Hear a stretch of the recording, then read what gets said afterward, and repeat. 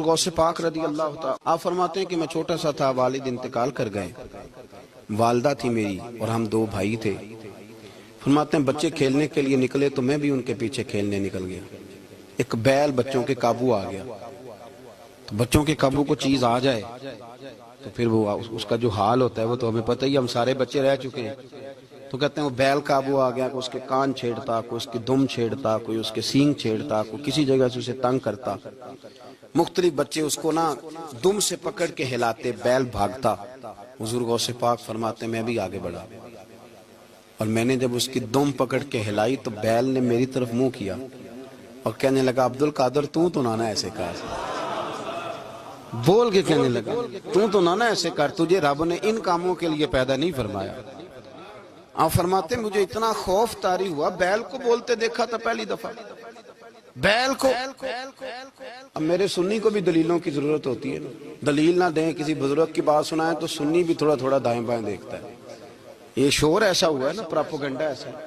میں حدیث پاک سنا دیتا ہوں۔ رسول کریم صلی اللہ تعالی علیہ وآلہ وسلم فرماتے ہیں ایک شخص نے بیل پہ سواری کر لی تھی۔ بیل سواری کے لیے نہیں پیدا کیا گیا، سواری کے لیے اونٹ ہیں، خچر ہیں، گھوڑے ہیں، گدھے ہیں، بیل کھیتی باڑی کے لیے۔ بیل نے سواری کر لی،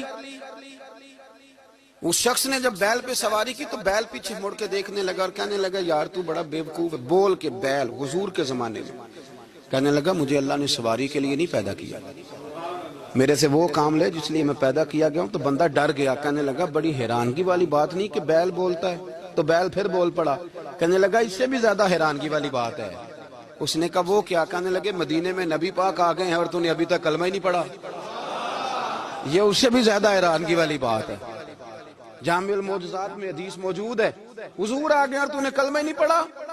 وہ شخص کہتا ہے میں سر پٹ دورا، جب آ کے سامنے کھڑا ہوا تو حضور مسکرائے، فرمایا آجا پڑھ لے کلمہ، مجھے پتا ہے تجھے کس نے بھیجا ہے۔ تو بھائی اللہ چاہے تو بیل بول، چلیں ٹھیک۔ اب آپ تھوڑے سے راضی ہوئے ہیں بات سمجھ، اللہ آپ کو جزائے خیر عطا فرمائے۔ اللہ والوں کی باتیں مان لیا کریں۔ میں بڑی ذمہ داری سے کہتا ہوں رب کریم کے کوئی بندوں کی بات کتاب و سنت کے خلاف نہیں ہوتی، وہی تو کتاب و سنت آگے پہنچانے والے ہوتے۔ تو حضور غوث پاک فرماتے ہیں میں وہ ڈر کے گھر آیا، جب گھر پہنچا تو میرے کانوں میں آواز آ رہی تھی لبیک اللہم لبیک لبیک لا شریک لک لبیک۔ فرماتے ہیں میں چھت پہ چڑھا اور میں نے جیلان میں اپنی چھت پہ کھڑے ہو کے دیکھا، تم حج کے دن تھے، میری سیدھی نظر میدان عرفات پہ گئی۔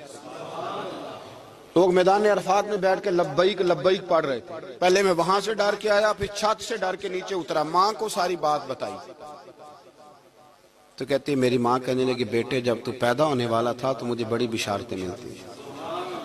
فرماتے ہیں ماں نے نا کھولا بکسا صندوق تو 80 دینار نکالے، فرمایا پتر تم دو بھائی ہو اور تمہارا باپ کل جاگیر 80 دینار چھوڑ گیا، 80 40 تمہارے 40 تمہارے بھائی کے۔